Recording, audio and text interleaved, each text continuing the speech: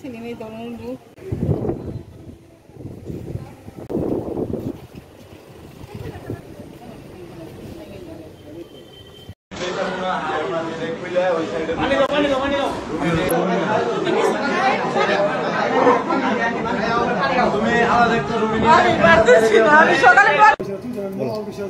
আমি ফাহিম আহমেদ, আমি জামালপুর প্রশান্তি আইডিয়াল স্কুল কলেজের একজন স্টুডেন্ট।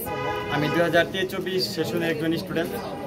আমি এই করে যখন ভর্তি হই তখন সব ঠিকঠাকই ছিল, কিন্তু যখন আমি ফাইনাল পরীক্ষার জন্য এইচবি নিতে আসি তখন তারা অনেক তালবাহানা করে। তো তালবাহানা করার পর আমরা অনেক কিছু বলার পর তারা প্রেশার বিহেভ করার পর তারা এইচবিটা আমাদের দিতেছে না বা রেজিস্ট্রেশন কার্ড দেয় নাই। তো আমাদের বলে আজকাল পরশু ঘুরাইতে যখন শেষ প্রান্তে গতকালকে আসার পর আমরা যখন তার কাছে এডমিট চাই প্রিন্সিপাল স্যারের কাছে, প্রিন্সিপাল স্যার বলে যে আসতেছে, ওয়েট করো। তো আমরা সকাল থেকে প্রায় রাত্রে 2টা-3টে পর্যন্ত এখানে ওয়েট করছি, কিন্তু তারা আমাদের এডমিট বা রেজিস্ট্রেশন কার্ড কোনোটা দেয় নাই। তো তারপর অনেক রাত্রে প্রিন্সিপাল স্যার থানায় ফোন দেওয়ার পর 4জন পুলিশ নিয়ে আসার পর সে সেফলি বাইরে যায়। তো যাওয়ার আগে বলে যায় যে তোমরা যার বাসায় চলে যাও, তোমাদের সেন্টারে আমরা এডমিট নিয়ে যাব।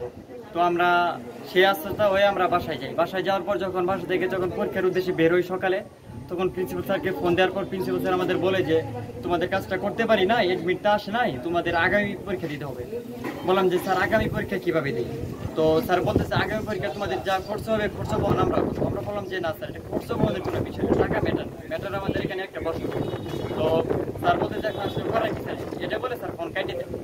তো এখন আমাদের কথা হলো যে আমরা যে একটা বছর মার দিতেছে বা এটার একটা আমরা বিয়ে চাই, ভালো একটা বিয়ে চাই আমরা। প্রশান্তি আইডিয়াল স্কুল অ্যান্ড কলেজ থেকে 2025 সালের এইচএসসি পরীক্ষার্থী।